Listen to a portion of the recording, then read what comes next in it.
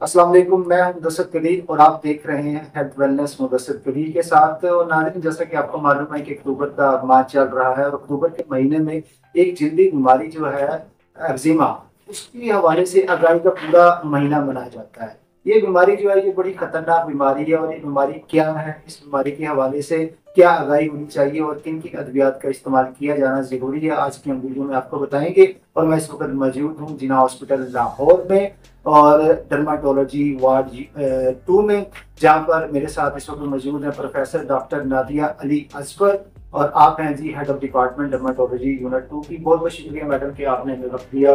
शुक्रिया मुदस्सिर साहब, यहाँ आने का, हमसे इस अहम मौजूद के ऊपर बात करने का। ये मैंने वाकई आगाही का है एक्जिमा के सिलसिले में। और एक्जिमा अगर आप पूछें कि क्या है, तो ये एक ऐसी बीमारी है जिसमें बहुत से लोग पूरी दुनिया में मुब्तला रहते हैं।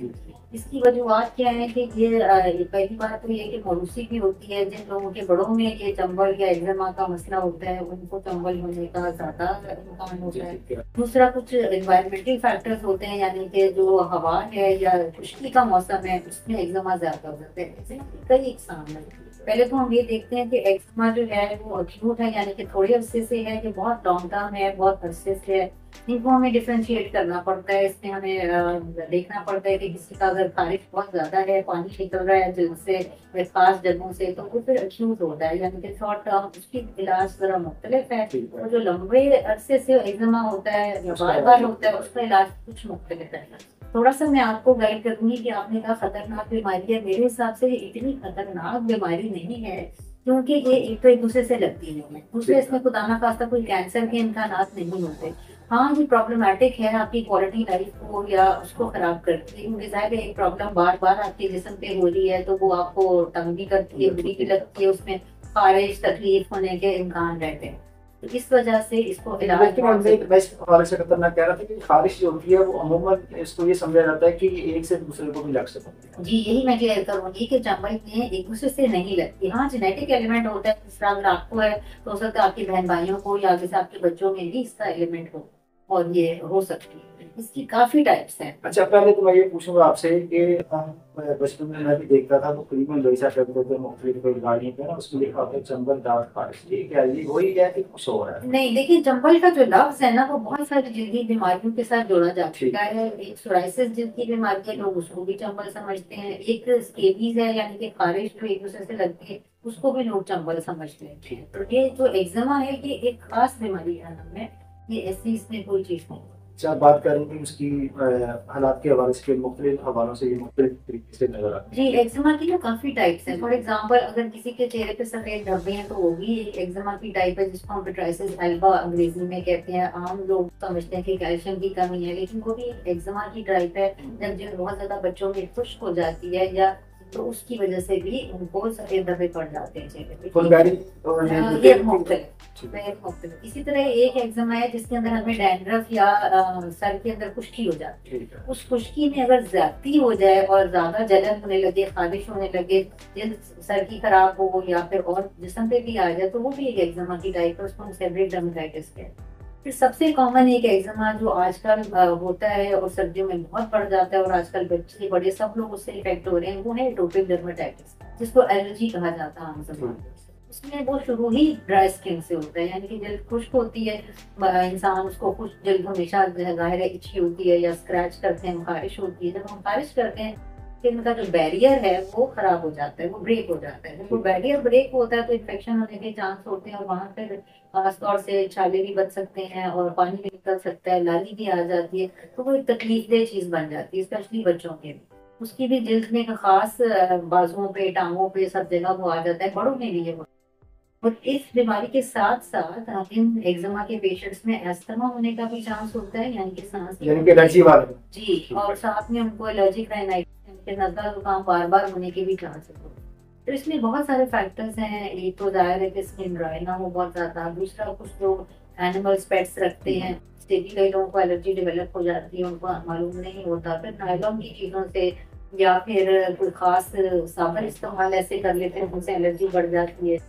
परफ्यूम से बढ़ सकती है, खाने की चीजों से बढ़ सकती है, बेशुमार इसके अंदर चीजें हैं जिनका हमें ख्याल रखना। यानी कि एनवायरनमेंट में जो चीज चल रही है उसने आपकी जी बॉडी के ऊपर असर करना ही करना है हर सूरत हाँ, में। क्योंकि हमारे जल्द के अंदर, स्किन के या ब्लड के अंदर ऐसे सेल्स हैं जो थोड़ी सी भी एलर्जी को एनकाउंटर करेंगे तो वो एकदम से रिएक्ट करेंगे। उस रिएक्शन की वजह से एक इन्फ्लेमेशन या एक ऐसा प्रोसेस शुरू हो जाता है जिसमें ये लाली और खारिश और ये सब चीजें बढ़ जाती अच्छा मैडम, अंदरून शहर जो है जहाँ पर रोशनी नहीं जाती वहाँ पर भी जल्दी हवाले से जो बीमारियां होती हैं उसमें भी एक्जिमा ही है। निकल लेकिन आता है ज्यादा। उसमें इन्फेक्शंस तो बहुत ज्यादा होती हैं। फॉर एग्जांपल स्केबियस जो खारिश की बीमारी है, दूसरा फंगस जो है वो बहुत ज्यादा वहाँ, क्योंकि क्लोज एनवायरनमेंट होगा, जिस तरह आप कह रहे हैं कि धूप नहीं लग रही है, गीला रह रहे हैं और पसीना बहुत आता है, वहाँ फंगस सबसे ज्यादा होती है। लेकिन एक्जिमा भी हो सकता है, स्पेशली अगर स्किन का बैरियर जहाँ भी जिस भी बीमारी से ब्रेक होगा उसमें एक्जिमा होने के चांस होते हैं।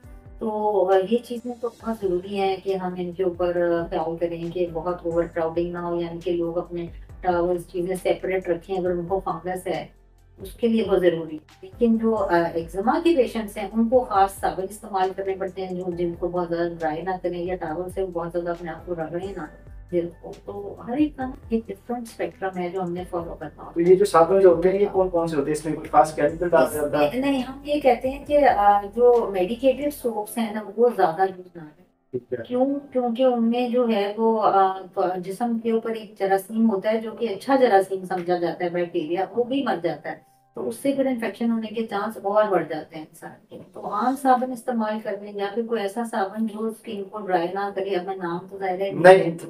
लेकिन जो थोड़ा सा ऑयल, तो साबुन ना से ही।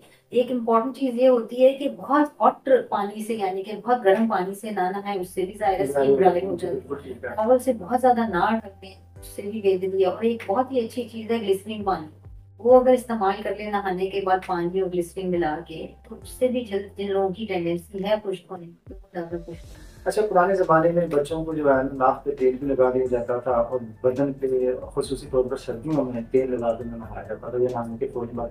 तेल में हर्ज नहीं है। तेल में अगर कोई ऐसा केमिकल नहीं है जो स्किन को इरिटेट कर रहा है, यानी कि वो उसको जलन कर रहा है, तो आम तेल जो होते हैं वो तो स्किन ड्राई करने से रोकते हैं, तो वो इस्तेमाल कर सकते हैं। फॉर एग्जाम्पल कोई सिंपल सा सरसों का तेल है या कोई ऑलिव ऑयल है, हाँ उसके अंदर अगर और चीजें आप शामिल करके एक तेल स्पेशल बनाएंगे तो वो फिर एक्जिमा वाले पेशेंट्स के लिए खराब कर सकता है चलेगा। अच्छा मैडम, जैसे कोई बीमारी होती है इंसानी बॉडी में अंदर की तरफ तो उसके कुछ खास सिम्टम्स भी होते हैं। जी तो ये क्योंकि केमिस्ट्री 32 दांतों की अलग है, आप पता लगा है कि जिस्म के ऊपर बैक्टीरिया और वायरस भी हमला करते हैं, जैसे जिस्म के अंदर करते हैं वैसे जिस्म के बाहर भी करते हैं, तो उनकी वजह से भी प्रॉब्लम का शिकार हो पाए। ये जरा थोड़ा सा सिम्टम्स बताइएगा कि इसमें सिम्टम्स में मजीद कौन कौन से जो है ना शामिल हो सकते हैं इस बारे में। देखिए, सबसे पहले जिस तरह मैंने आपको बताया कि जल्द होना, फिर उसका खारिश होना जल्द के ऊपर, फिर लाल धब्बे बन जाना, और वो लाल धब्बों के अंदर धब्बे खाली ना रहना, उसके ऊपर बन जाना, ये सब एक्जिमा की अलावा तो इनको हमें कहा जाता है। इसका इलाज जो है जब आपके पास पेशेंट आता है तो उससे आप इलाज कैसे शुरू? इलाज से पहले मैं आप एक और जी। राय देना चाहूंगी आपको कि एक्जिमा की, क्योंकि हम बात कर रहे हैं, तो एक्जिमा इंटरनल भी होता है और एक्सटर्नल भी होते हैं। यानी कि इंटरनल का मतलब कि अंदरूनी जल्द के अंदर सेल रहते हैं और हमें किसी चीज से एलर्जी है।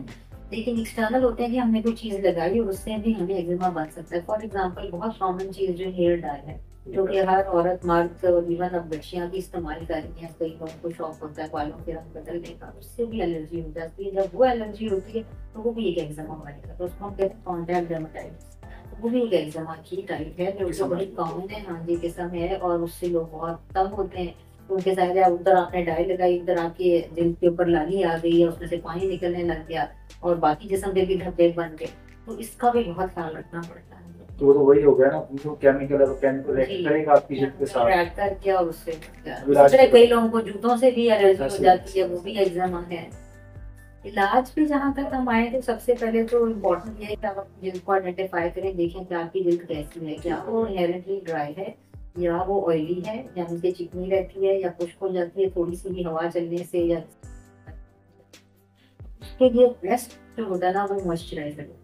और पूरी दुनिया में एक्जिमा ट्रीट ही सबसे पहले मॉइस्चराइजर से किया जाता है और हम भी ऐसे ही करते हैं। तो मैंने ग्लिसरीन पानी एक आपको बहुत ही सस्ता मॉइस्चराइजर बताया, वो आप कर सकते हैं। वैसलीन है, विंटर्स में वैसलीन, आम वैसलीन का इस्तेमाल कर लें, और पेट्रोलियम जेली जी से हम कहते पेट्रोलियम हैं। जेली जिसे हम कहते हैं, व्हाइट पेट्रोलियम जेली कई फॉर्म्स में मिलती है। आप हाथों पे पैरों पे या जौन सी स्किन आपकी कोहनियां हैं, घुटने हैं, कुछ होने का इम्कान है, तो कपड़े कॉटन की कोशिश करें पहनने। अगर किसी को ऐसी एलर्जी फैमिली में है तो उसको ये ख्याल करना चाहिए कि वो नायलॉन मिक्स कपड़े ना पहने, प्योर कॉटन की तरफ जाते हैं तो पहनने भी पड़ते हैं। इस तरह शादियों में फंक्शन में तो नीचे कॉटन पहन के ऊपर आप पहने। इसी तरह सर्दियों में बच्चों को जब आप वुलन कपड़े पहनाए, जिन बच्चों को एक्जिमा की शिकायत हो सकती है, उनके लिए आपने ये करना है कि नीचे कॉटन की जैसा टोपी है कॉटन की बना के ऊपर आप वुलन कैप पहनाते हैं। इस तरह से माओ को बहुत फर्क पड़ता जैसे है। गिलास में पानी का आपने बताया, तो उसका क्या तनासब रखना चाहिए कि एक आधा बड़ा जो है एक बाल्टी। आप पहले जी जी। बाल्टी ना ले, एक बोतल लें, उसके अंदर आधी ग्लिसरीन आधी पानी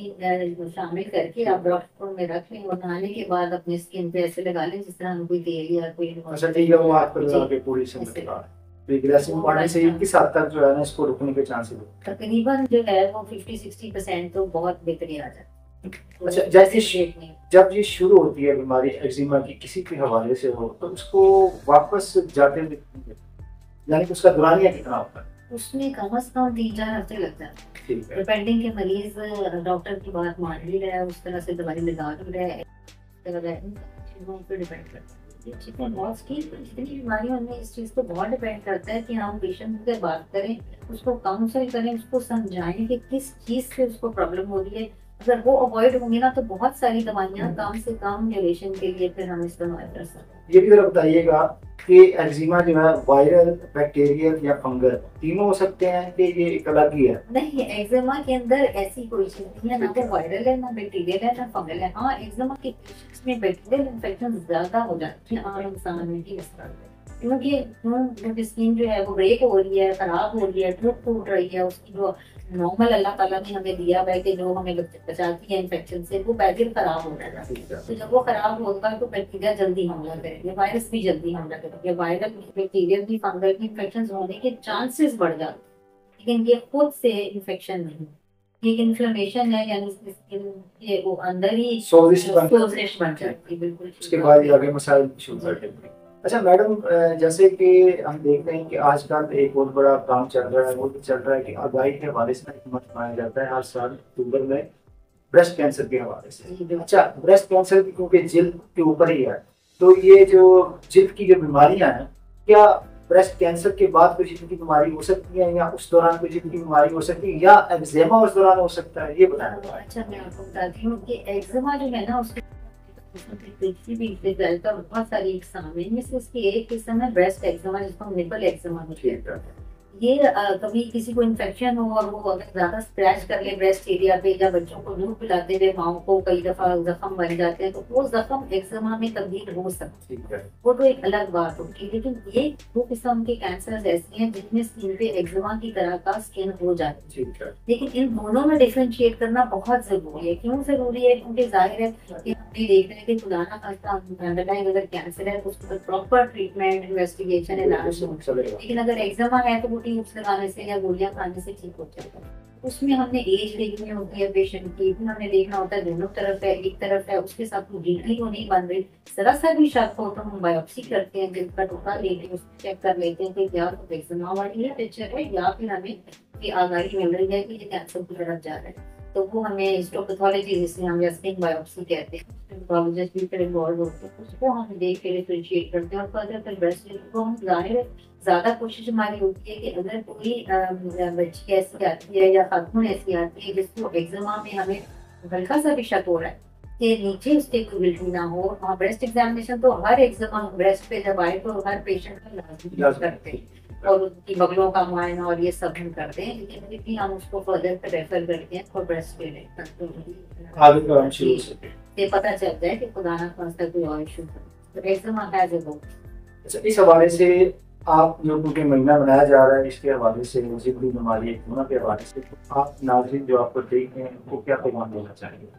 मैं नाज़रीन को यही पैगाम देना चाहूंगी कि पहली बात तो ये कि जिल्द पे जब भी कोई मसला हो, खासतौर से खुश्की का, जख्म का, तो उसको चेक जरूर कराएं, ठीक है। और मोहल्ले से या एक दूसरे से पूछ के या मेडिकल स्टोर से पूछ के ट्यूब्स ना लें।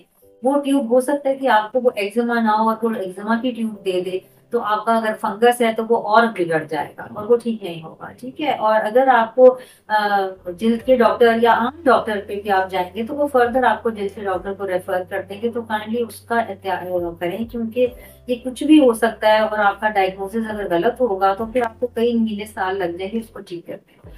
तो बेहतर तो ये है। और बाकी ये कि आगाही के हवाले से आप बहुत चैनल्स के अलावा भी आपको लिटरेचर भी मिल जाता है, सोशल मीडिया पे बहुत कुछ मिल जाता है, उसको भी देखें, पढ़ें, डॉक्टर से राब्ते में रहें।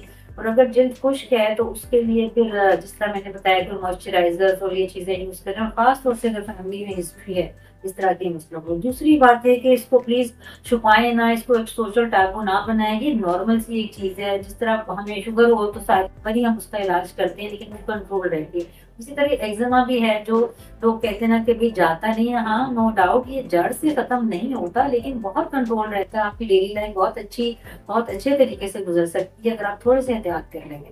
तो इसमें मेरे ख्याल से तो कोई परेशानी वाली या डरने वाली जरूरत नहीं है, और ना ही छुपाने वाली कोई बात है। और मेरे ख्याल से इसका स्ट्रेस भी ना ले, क्योंकि स्ट्रेस से एक्जिमा बढ़ता है। बहुत सी बीमारियां स्ट्रेस से बढ़ती हैं, जिनमें से एक्जिमा भी एक है जो स्ट्रेस से बढ़ता है।